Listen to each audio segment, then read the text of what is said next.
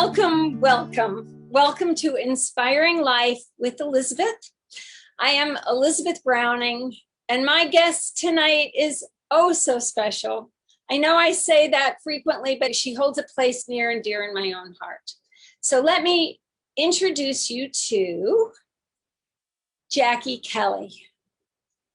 Jackie Kelly's life, her very inspiring life, is a story of hardship, love, and personal triumph through giving to others. She was born in Kingston, Jamaica on February 28, 1953, to George and Violet Kelly. Along with her 7 other sisters and brothers, Jackie's family overcame both crippling poverty and their father's progressive and ravaging disease of alcoholism. And thanks to their deep faith and the hard work of their mother, Jackie was able to attend the Whitehall Primary School, Karen Hall Vocational High School, and Duff's Business College. Shortly after graduating, Jackie answered an ad in the paper, and she was accepted into the police academy, where she served as a police officer in Jamaica for more than 10 years. In 1989, Jackie followed her sister and mother in moving to the United States, and she found her true passion in caring for the elderly. She became a licensed practical nurse and worked for years at the Ruth Taylor Geriatric Center at Westchester Medical Center, as well as Bethel, Skyview, and Cedar Manor Nursing and Rehabilitation Centers. In an extraordinary act of love and kindness and forgiveness, in their later years, the Kelly family brought their father to the United States to love and care for him in his final years. After many years of service, Jackie recently retired and moved with her best friend, her daughter and granddaughters to Cleveland so that she could once again be close to her beloved sisters. Before retiring, however, Jackie agreed to work with one last senior in need, my mother, Helen Browning. Yes, we were among the many families blessed to have Jackie teach us the restorative power of loving every individual as if they were your own family. In their 4 years together, Jackie and my mother had grand adventures. They brought happiness to many others. They learned new and interesting things, and they shared a special love to the very end. Jackie changed all of our lives for the better, and it is my absolute honor to have Jackie share some of her love and wisdom with all of us tonight. So let's give a warm welcome to Jackie Kelly. Yay! Welcome, welcome, welcome. Thank you. Oh boy, you made it and we're here. I did. Thank you. Oh, Jackie, there are so many things that I could talk about because we've been through a real journey together. And for me, it was some of the most intense years of my life. But I want to go back and I want to start at the beginning. And I would love for you to share about your childhood, growing up, your experience of being in Jamaica under the circumstances you were in, and if it in any way you think prepared you for the life that you were going to go on to lead. Certainly. We were really poor, dirt poor, and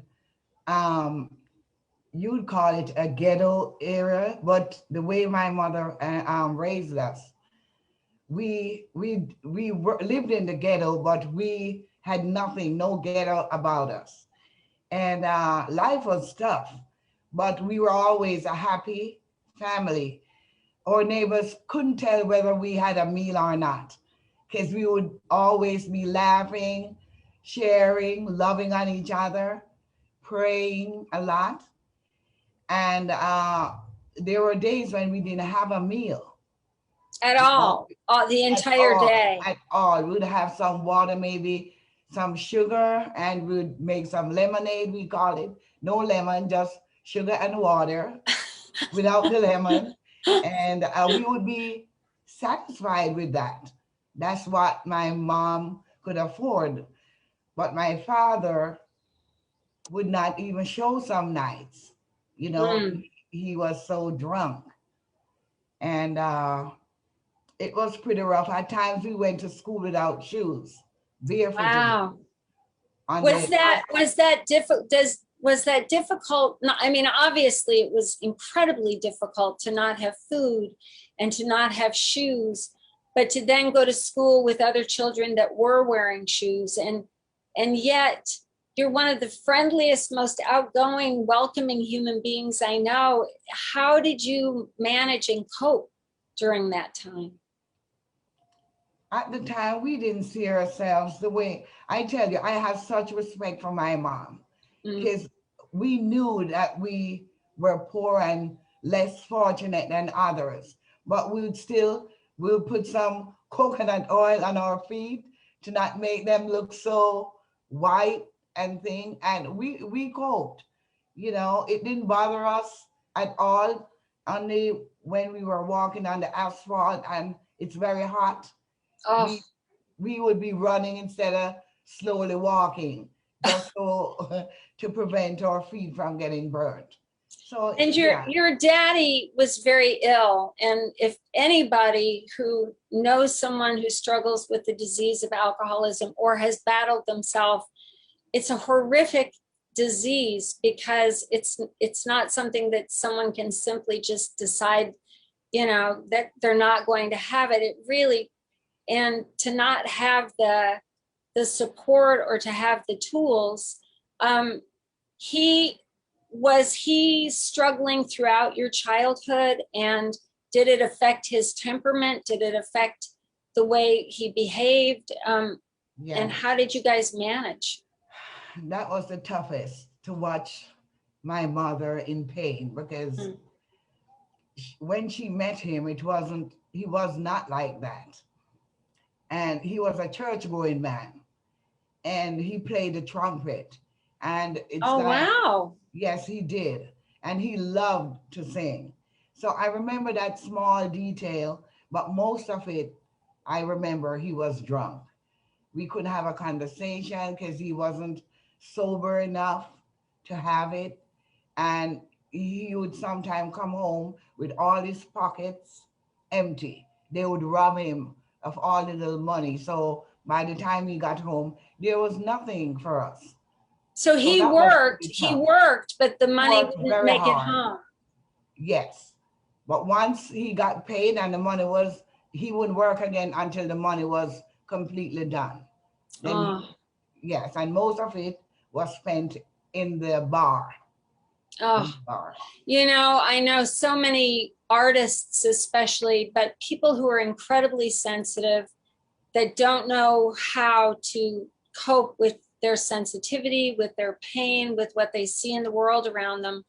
And so they choose to begin to numb themselves out. And then, one thing leads to another. And it's oftentimes I say, if some of the sweetest and dearest and kindest human beings, if they had a chance to really get recovery and get help, might have lived a very different life. So that was really hard for you kids. And yet you were laughing and you were playing. And didn't you tell me a story about your mom getting everyone up every morning? Didn't Yes, that's the one thing I think that kept us. She would wake us up every morning, no matter what, and we all would fall on our knees. And we have a thing with covering the ladies. We have to have our heads covered, and she would pray from the youngest to the oldest. She would end the prayer. And every day, no matter what, that's what kept us prior. And she tell us, just hold on. I remember saying, Mama, but how long? When is God gonna take us out of this? And she said, be patient. It will come one day. so she prayed for each one of you individually Yes. every And morning. I remember this, Elizabeth. I thought I shared this with you. One day after we prayed, she sent one of us out and she told us to get some sticks. And so she took one stick and she broke it, and it just broke easily. Then she put another two together and it was harder to break. She put three, it became, the more she added, and she said, when I'm gone, this is how I want all of my children to be. She said, you will be hard to break. Stick to one another, have each other's back. And that she set the foundation why we are all together now in one area. Oh my gosh, that is the most beautiful story. What a wise mama. And you did, because what I know, I don't know any family like the Kelly family, which we're going to talk about in a little bit, because you and your sisters, oh my goodness. But let's follow the timeline. How did you wind up being a police officer? It's such a shock when people go, oh, and by the way, she was a police officer for 10 years. Yes, well, I was determined that I want to make life better than the life I saw my parents had. And so one day, my brother had a friend that sold the daily paper, and he knew of our situation. So he would pass by our house and leave a paper for my brother. And when I opened it, I saw they were advertising for police. And I said, well, I am going to try out. So I asked my mom for some money for a fare to go, in order to go, and she never had it. So I walked around my little community. I picked up bottles. I got enough, and I went to the little shop and sold it and got enough to take me to where it was. By this, we had moved to Spanish Town. So I had to drive, take a bus. So I went and sat the exam right away. You had to wait until you got the results. And the next step was your height.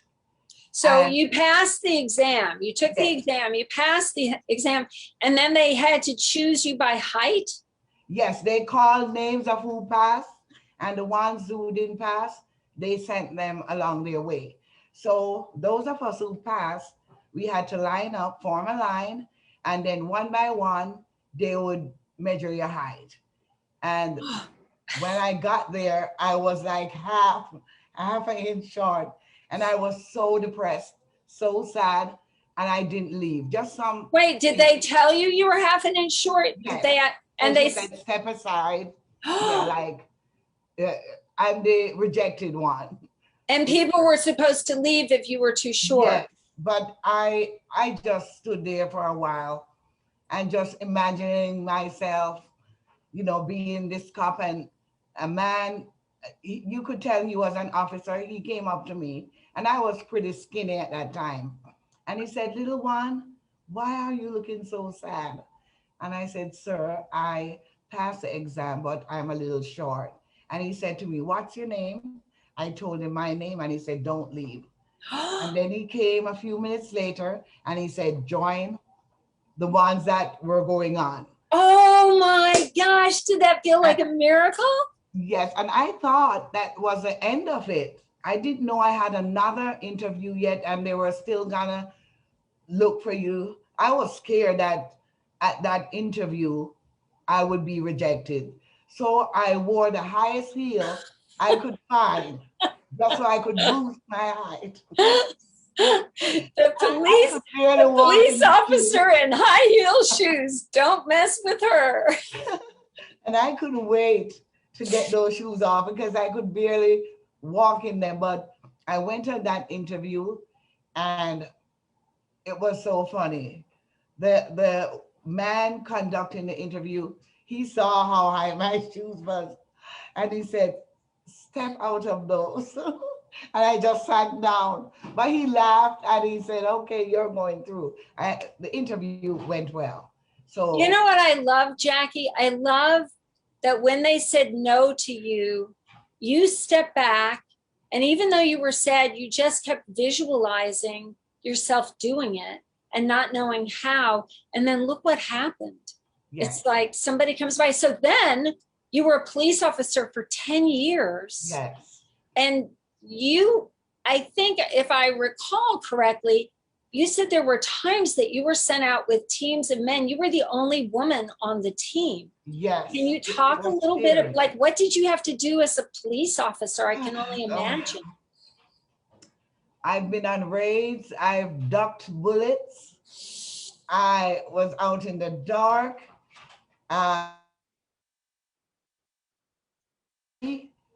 Um, don't know where the bullets flying. You know, I've been on searches in neighborhoods.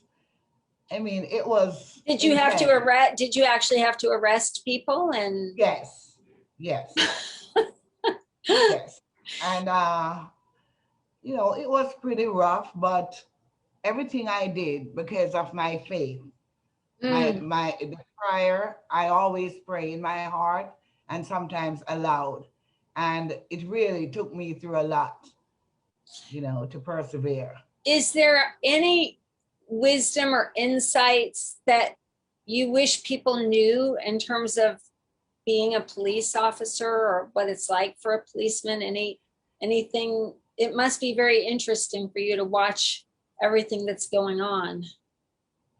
Yeah, people need to know that police are human like us, and if you feel threatened, you're gonna respond. You know, you don't want to die. You have family like everybody else. What is happening today is very heartbreaking.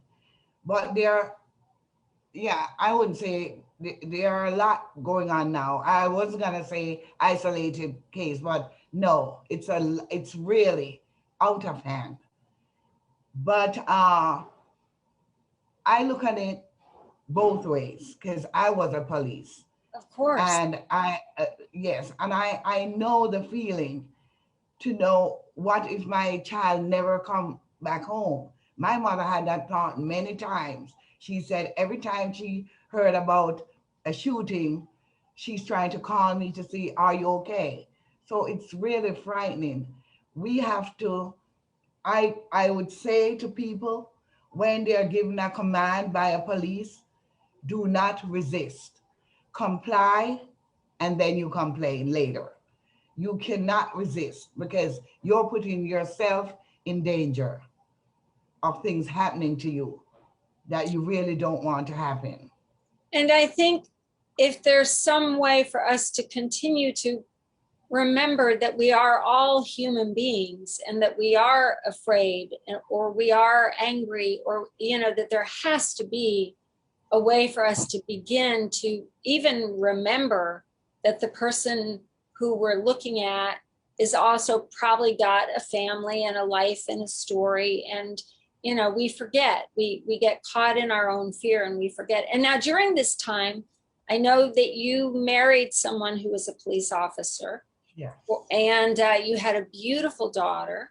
Yes. And the marriage may not have worked out so well, but your daughter was like a prize among women. And then your whole life really changed and you came to America. Do you want to talk about that journey?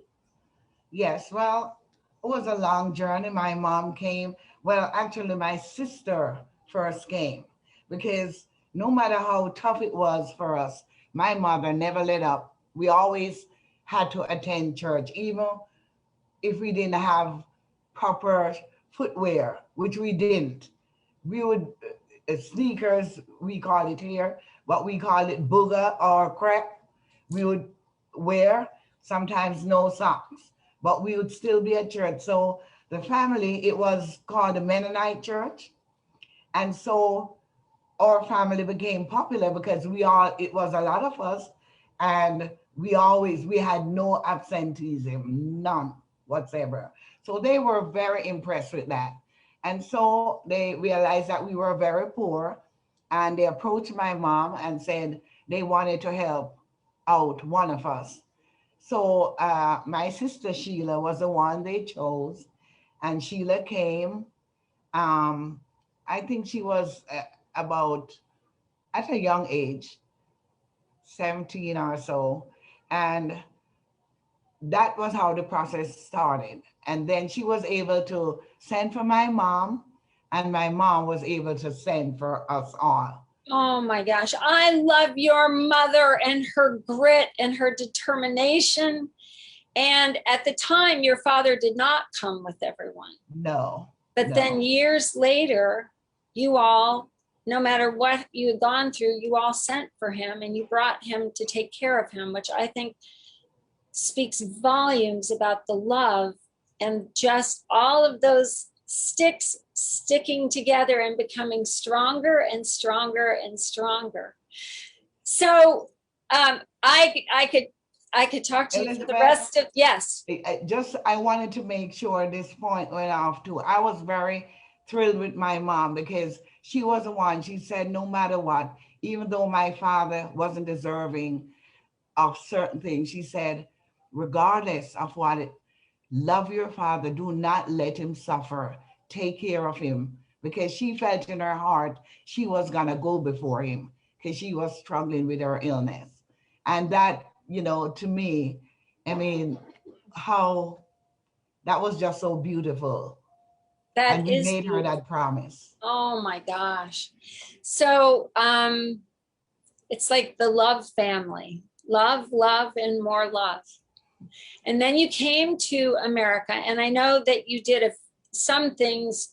You started by doing lots of different jobs. You were a nanny, and then you found your heart's love, Yes. which is what I really want to ask some questions about here tonight, because you began to take care, you became a nurse, a licensed practical nurse, and you began to take care of people, elderly people in geriatrics.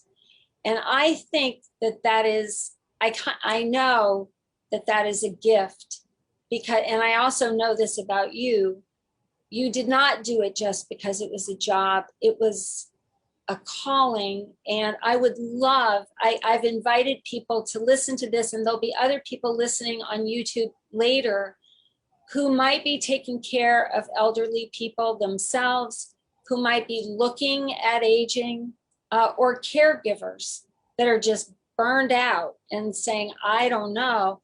I would love for you to talk about your journey with the elderly and what you've discovered, and any words of wisdom you have for us. Sure. I have a real passion for the elderly.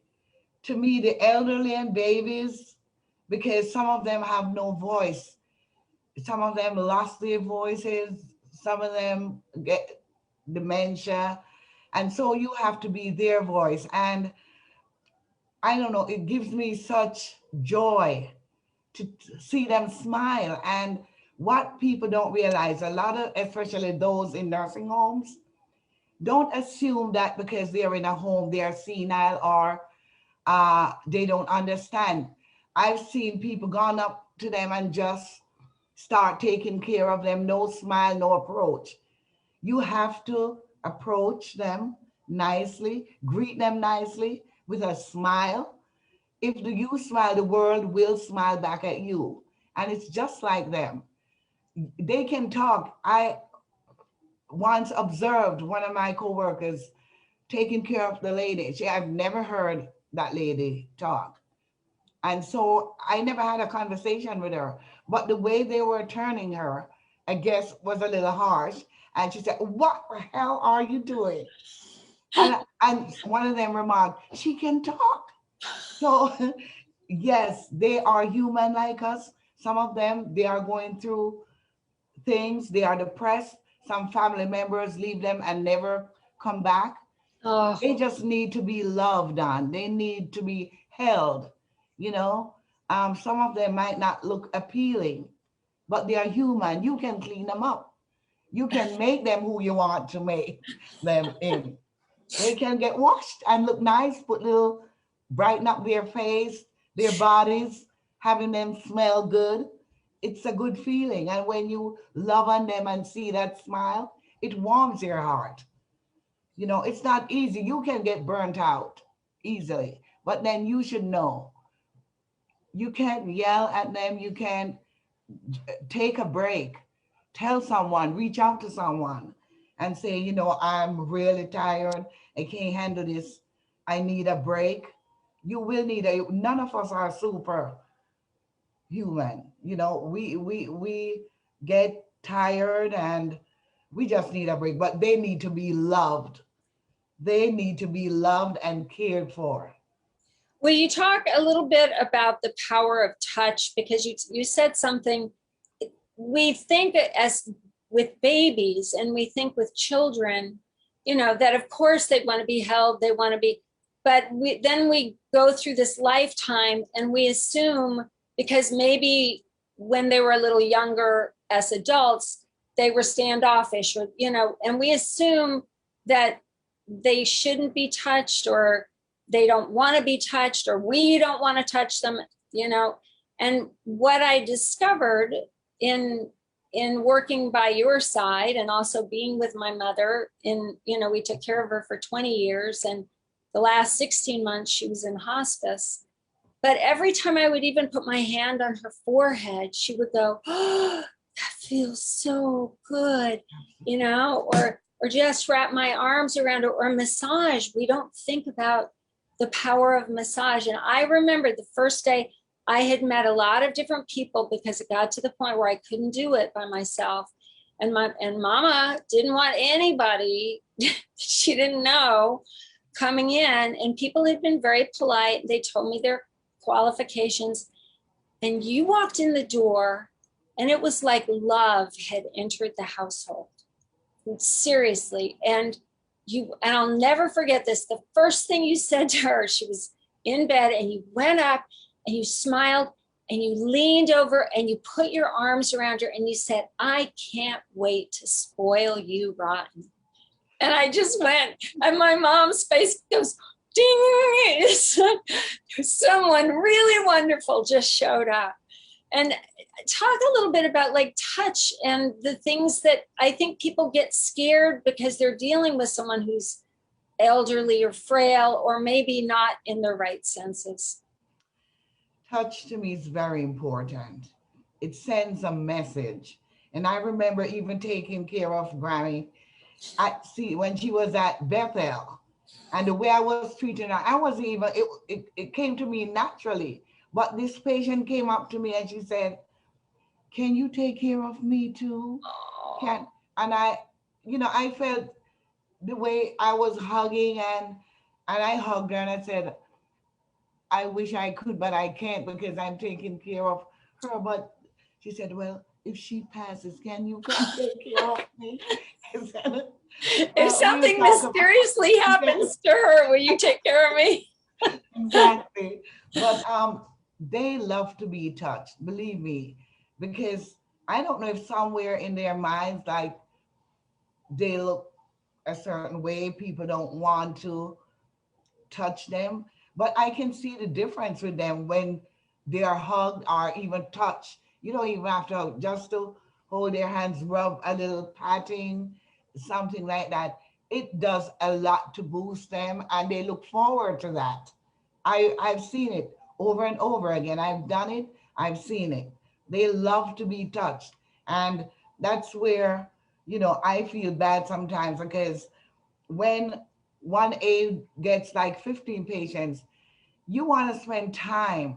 There's no way you can afford to give uh, all 15 the love that you really want to give, you know? That must be heartbreaking too, because Yes. you have it's almost like becoming very going back into a childlike state, which is not a bad thing. Picasso, his one of his very last paintings was the fat fingers holding a bunch of daisies, and he said it took me a lifetime to learn how to once again paint as a child.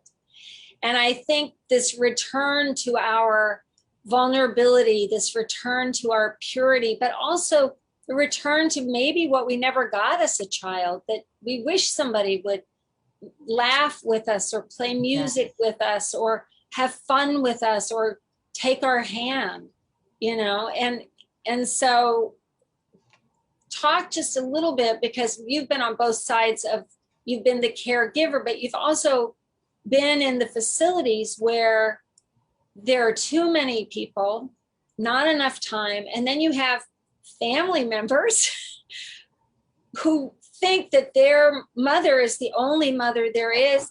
What are some of the things that we can do as family members, as fellow caregivers, that would make people's lives easier, that would make our caregivers' lives easier? You know, it's easy to complain, but it's not such an easy thing when you have 50 adults who all need and want your time 24/7.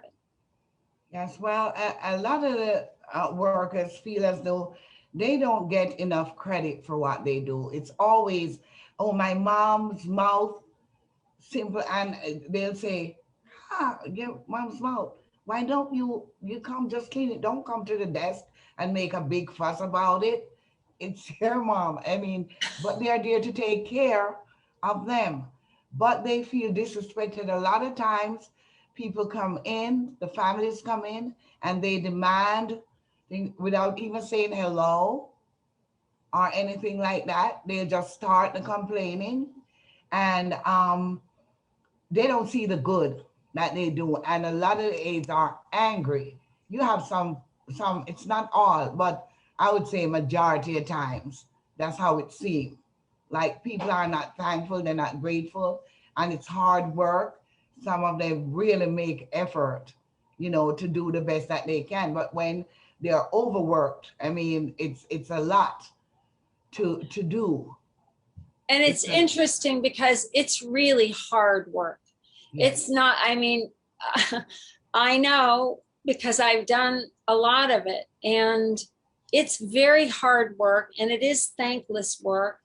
And I think if we could remember that we have these angel beings who are actually there when we can't be there, and people who have families that are leaving their families and working night shifts, and they're when their family members are not being pleasant or not being so happy. And if we could start, and I love this, Jackie, because I think for all of us, if we could practice this in life, that if we could start with gratitude, yeah, and start with what we appreciate before we get all puffed up with what needs to be done next. And I'm smiling because my husband's listening to this, and he's like, you should remember, start with gratitude before you tell me what needs to happen next.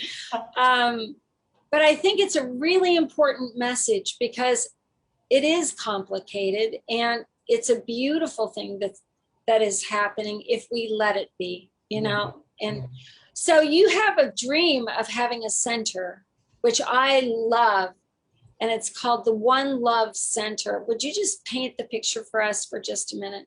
Yeah, so I often visualize this big home on top of a hill or mountain per se, for the elderly, and I would have beautiful garden surrounding it.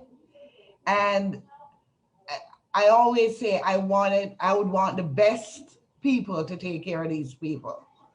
I have to screen them properly. They have to go through a lot of checks. Nothing. And what would you be looking for? What would you be looking for? Character-wise, I don't want my residents to be abused. I want caring people, loving people, honest, integrity, just the good things. And so every day I would choose a resident to get special. Every resident there will get the best care, but I want this one patient every day to be extra special. So from the time they wake up, it's gonna be their day. We gotta be loving on them. We gotta give them a good bath. We gotta hug them, give them a good breakfast. If it's someone who can walk, we're gonna walk them out in the garden to look at the beautiful flowers, the touch, the smell.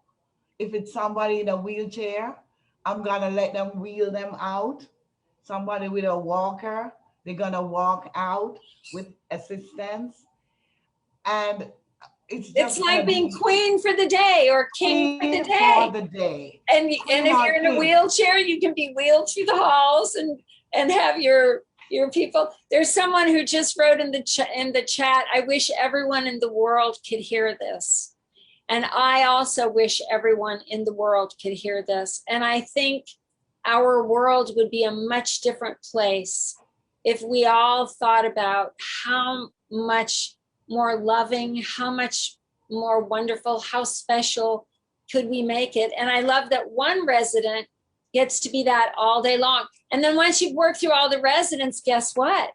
It's your turn again. Yes, it's gotta be a cycle, round and round. I round love and that. round. I hope that center comes to pass. I really do. So, Jackie, I am so grateful. And what's fascinating to me about all of this is that, yes, you have retired. Yes, you're not taking any more jobs, but you have continued to serve. You continue to give endlessly. And I've known you for 4 years, and coming from a life where you had no shoes and there were days that you had no meals, what's fascinating to me is if you have something, you give it. When you had a car that you could have done anything with, there was someone that needed the car and you were like, oh, here, take the car. You invite people to come to your home if they need a place to eat. Can you just, how do you do that? How do you do Well, that? you know, my mom taught us always to share. And the more I give, and I've seen my mom give and receive like 3 times. And I've seen that happen to me. The more I give, the more I receive. So when people are in need, not that I sometimes I don't know how it's done. And I said, but God, because this person that needed a car, the car I gave her was newer than the car that I was driving. And she needed that car to be able to go about. And their parents that family reminded me of my own family struggling. And so I was able to just say, take this. And today she's a registered nurse. And she said, That's I could not have done it without you. She called me screaming. She said, I passed my exam thanks to you. And, you know, other families that need food, even since I came here to Cleveland, I went to the nursing home with my sister, and this is a church brother. I was meeting him for the first time, but his skin was so dry, everything. And I said, let me get some gloves. And I washed him, and I was going back the next day to shave him. And you wouldn't believe what happened. He passed that same night. oh And my I felt gosh. so good, Elizabeth. I can't tell you. I have the picture of him after I washed him, and you could see how he felt. I greased his skin. You know Oh, how I'm fussy about skin, because Grammy's skin looked, was impeccable. It was perfect. It I looked have like the an thing about 18-year-old. Her skin looked better than my skin. mine too. But I felt so good after that. So when you give off your best and serve, believe me, the joy you and peace that you have surpasses everything else. And And, so and, my and Jackie, let me just really, I've, I've watched you many times bathe someone, and you bathe them with such kindness and tender care, and you honor them. And it was a miracle that my mother's very last bath, you were the one who gave her her final bath.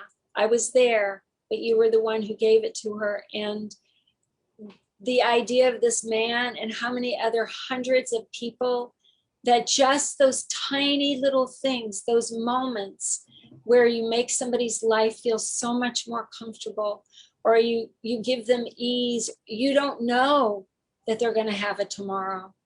You don't know. So I'm so moved by that story. That's so beautiful. So in closing, if anyone wants to contact Jackie, this is going to be up on YouTube, Inspiring Life with Elizabeth. And the name of the show is A Heart for Everyone, which is exactly what she has, is a heart for everyone. And you can leave a comment there, or you can email me at elizabethbrowningstudio@gmail, because I know everyone's going to be, if I give them your email, they're going to be like, you've got to come out of retirement. I need you to come take care of my mom. And the truth is, I hope that you are able to be a shining light to so many others that don't even realize that there is an alternative in terms of how to treat people, but also how we can choose to be treated. And one of the things you've always said to me, you've talked about your morning prayer that you say every single day. Do you want to share that? You say, I pray that I would have a heart like Jesus. I always say, I want to have a heart like Jesus. And we all should have that thought, because there's nothing but love, joy, and peace when you have a heart for someone and you hold no grudges against it. We have to learn to forgive and look beyond our needs. And so that is what keeps me going. And I just thank God for, the people that I met along the way. Catherine, and taking care of Grammy. I always say I'm the black daughter that she had. I always say I'm the daughter, and so I feel like a sister. She used to say that. Tell them what you used to say to my mom. I used to say to her, "Who is my daddy, mommy?" And she said, "I don't want to talk about it." It was a lot she of would fun. laugh. Really you guys would laugh so hard, and it's true. But my daughter said this about you. She said, when I think of Jackie, she said, Jackie makes everyone feel like they're a member of her family. Wow. And I thought, she really does. And imagine if we lived in a world where everyone treated one another as if they were the dearest member of their own family. And we actually treated people the way we would wish to be treated. I love that you shared this. I love that you were my guest. I love you always and forever, and am forever grateful for the gift that you brought and that you continue to bring. So with that, I love you all so much. Thank you. Thank you so much for tuning in. And Jackie, God bless you and your family beyond your wildest dreams. Thank you so much. Good night, everybody. Thanks, everyone. Bye. Bye-bye.